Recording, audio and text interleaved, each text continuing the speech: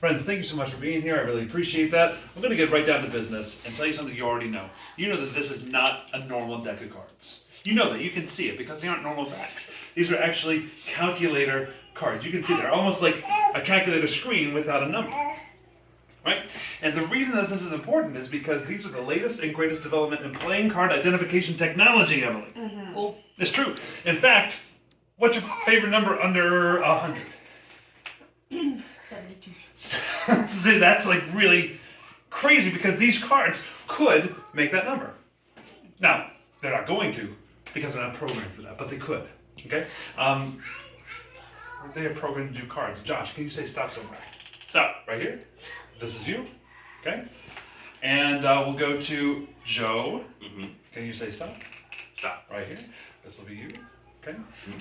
All right, we'll get back to Joe's in just a little bit, but right now it's all about the 9. These are calculator cards. So the way we do this is we just get 4 cards to make any card that we want. So if we're looking for a 9, it doesn't matter the shape, it's all about the 9.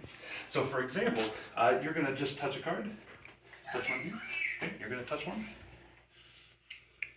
Okay, you're going to touch one. And you're going to touch one. Just right down here somewhere. Boop, right here. Okay, so these 4 are going to tell us, so it's a 9, right? So all you got to do is take the 9 and you charge it. And when you charge it, watch what happens to the 4 cards. They start to generate numbers, which is kind of interesting. It's a 9, so let's see how well we good. Oh, hey, we got some numbers already. Hey, that's pretty good. We got 1 plus 3 gives us 4. 4 plus 4 gives us 8. 8 plus 1 gives us not too bad. 9. That's pretty good. Wait a second. It's not just the back. It's actually the faces too. That's actually 4 plus 3 plus 1 plus 1 gives us 9. But there's a calculator card, Joe. If you push the equals button, go ahead and push the equals button for me. Boop. You know what happens when you push the equals button? Yeah, it spells out the answer for you. That's right. Yeah. And when I say spell, it's 9, right? Let's see how good they do. Oh, 9. That's 9. That's spell it out. That's N-I-N-E. Which is interesting. But that's just a cheap party trick. Because we also picked the 2.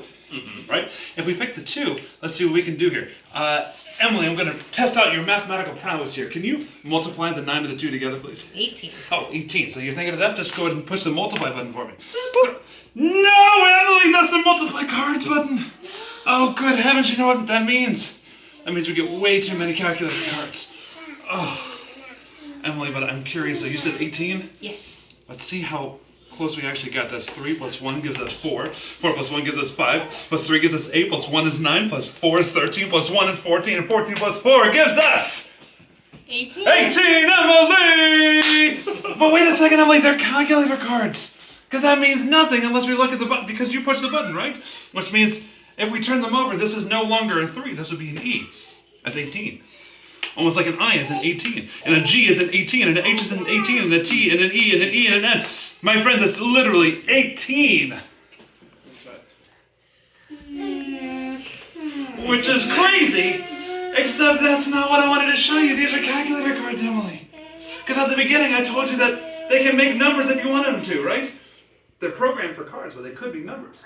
You were thinking of a number. What was the number you're thinking of? The first? Yeah. 72. So if you just... Oh, thank goodness. Give it up for the calculator cards, my friends. Hey, calculator cards, give it up. And you give it up. And you get too late. All right. Fist bump, though.